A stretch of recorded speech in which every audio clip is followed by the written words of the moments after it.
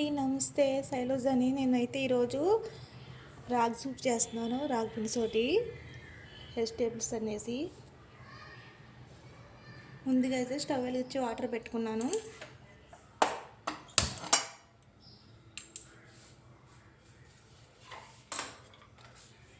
ఇవన్నీ ఉన్నాయి కదా, నేను బీన్స్, క్యారెట్, ఇవి మష్రూమ్ అన్నీ తీసుకున్నాను. నేనైతేనే గ్రీన్ పీస్ కూడా తీసుకున్నాను. ఇవన్నీ దీంట్లో వేసేసుకుంటున్నాను.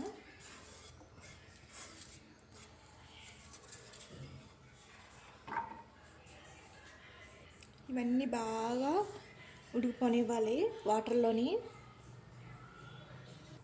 ఇందులో అల్లం కూడా, చిన్న ఎల్లిగడ్డలు కూడా ఉంటాయి కదా, అవి చిన్నగా తురుముకొని వేసేసుకోవాలి.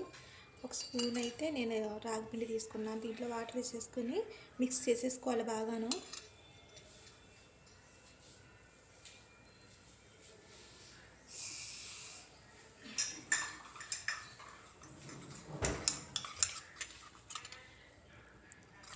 ఈ సూప్ చాలా బాగుంటుంది ఇలా చేసుకుంటేనే. కూరగాయలు అన్నీ చేసుకుంటేనే రాగి పిండిలోని ఇలా మిక్స్ చేసేసుకొని ఇది బాగా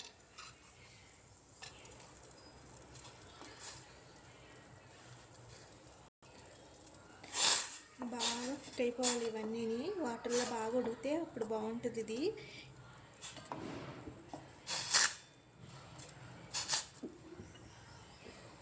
ఇందులోనే రుచి సరిపోయినంత సాల్ట్ కూడా వేసేసుకోవాలి. మరీ ఎక్కువ వేసేసుకోవాలి, చూసుకుని వేసుకోవాలి. మరీ ఉప్పు ఎక్కువైపోతే తాగలేము. సమానంగా ఉండాలి.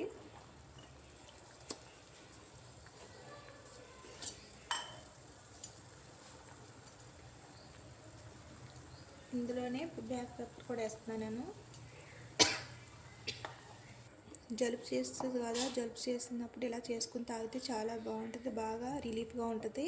జలుబు అది తగ్గుతుంది ఇలా చేసుకుని తాగితే. మనం హెల్త్కి కూడా చాలా మంచిది ఇది. ఇవన్నీ కుక్ అయిపోయినాయి కదా, ఈ రాగి పిండి కూడా కలిపిస్తున్నది. ఇలా తిప్పుకుంటా ఇందులోని వేసేసుకోవాలి. సిమ్లో పెట్టి బాగా ఉడకనివ్వాలి. ఇవంతా దగ్గర పడి పడుకొని.